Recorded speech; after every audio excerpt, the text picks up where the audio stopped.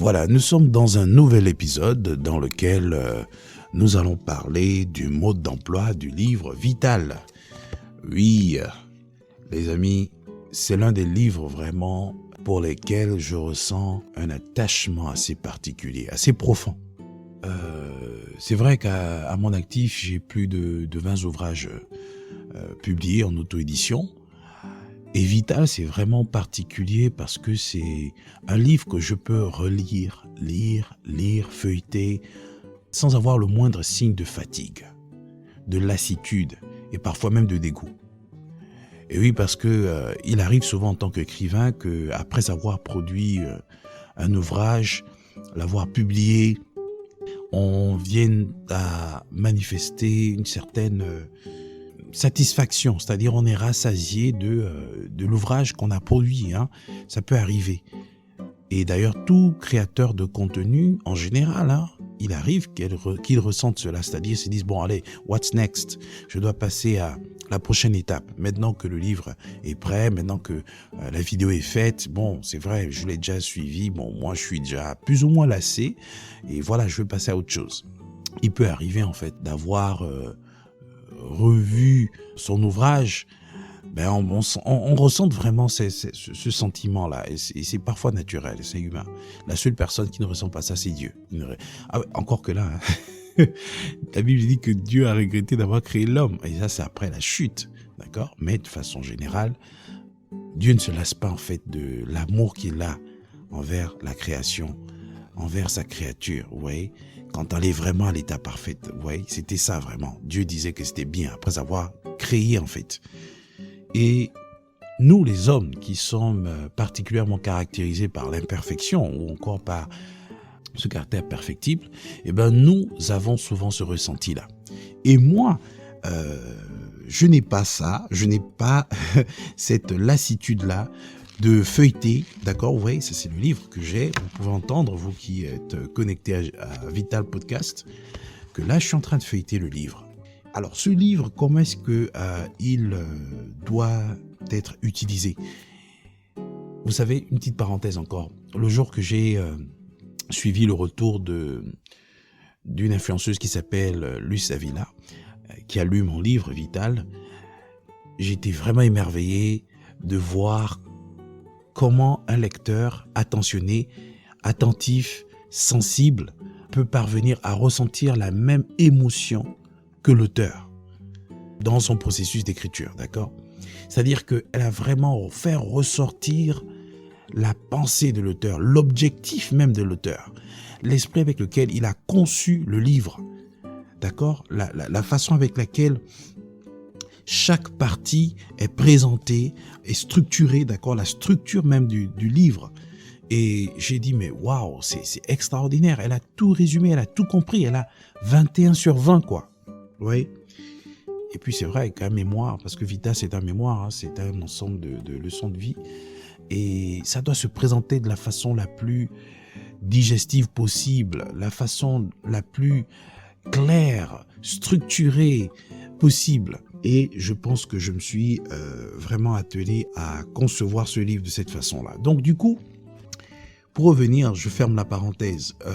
Ce livre est conçu de façon à vraiment vous inciter à la pratique du journaling, à la pratique de la mise en écrit de ce que vous comprenez de votre lecture, de votre méditation, de la réflexion que vous développez suite à votre lecture, d'accord?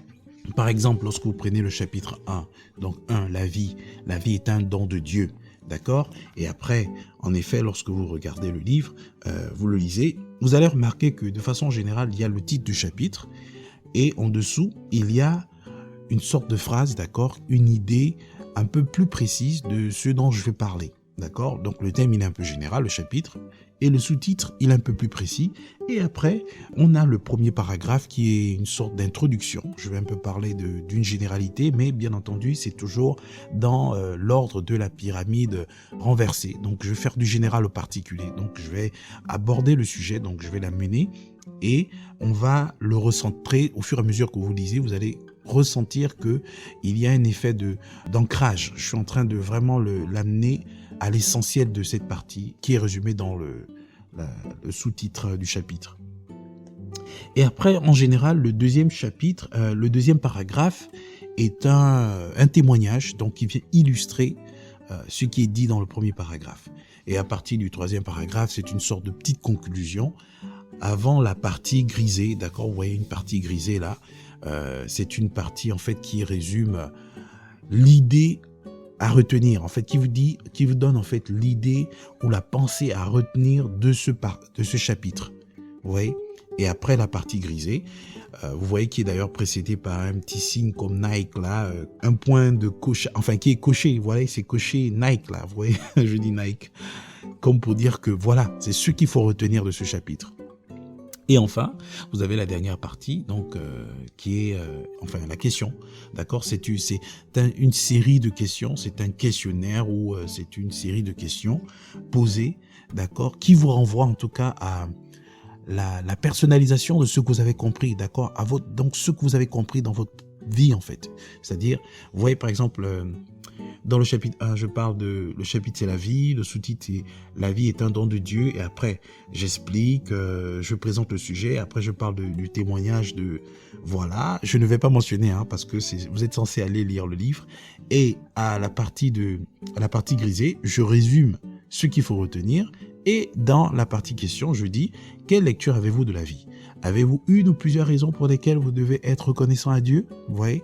Donc, le livre, il est structuré de cette façon. C'est-à-dire, à la fin, vous avez toujours des questions qui vous renvoient à une réflexion personnelle.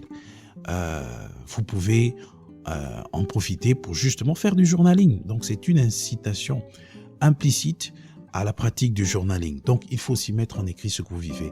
Et c'est de là que vous allez finalement vous rendre compte que vous avez des expériences riches qui méritent d'être valorisées, qui méritent d'être partagées pour bénir des personnes quelque part dans le monde.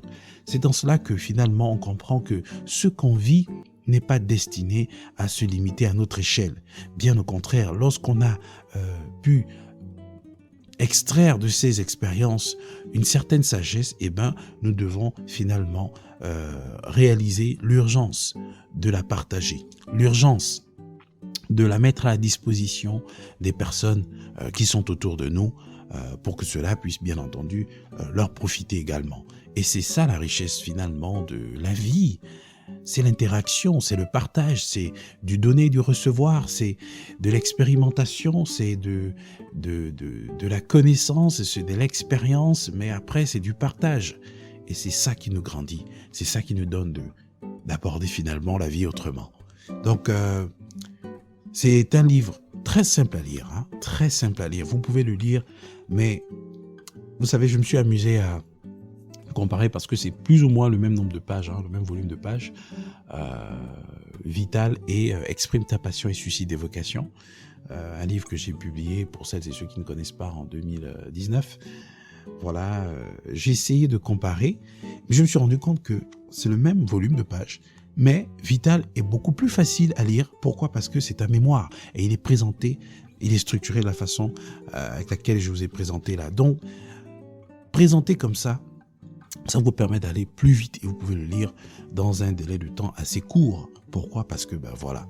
Après, bien entendu, vu qu'il y a des questions qui vous renvoient à votre vie personnelle, ça peut prendre un peu de temps de réflexion et de journaling, mais dans tous les cas, c'est quelque chose qui est tout à fait faisable et je vous le recommande. Donc, procurez-vous un exemplaire de cet ouvrage, recommandez-le aux personnes autour de vous et voilà, ce serait un geste tout à fait sympa de votre part. Voilà,